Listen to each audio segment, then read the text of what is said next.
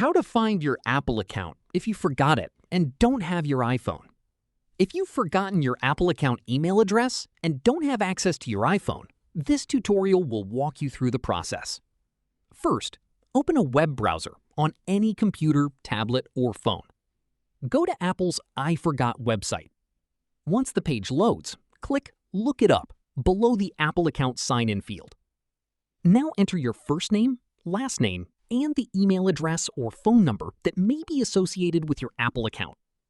Click Continue and follow the on-screen instructions. If the information matches an Apple account, Apple will help you identify the Apple account linked to your details. If you still can't find your Apple account, try entering another email address or phone number that you may have used when creating the account. Once you've found your Apple account, make a note of it so you can use it to sign into your Apple devices and services. So it's really as simple as that, guys. If you did find this video helpful, then let me know in the comments. Make sure to like the video and subscribe for more Apple tutorials. And I'll see you in the next one.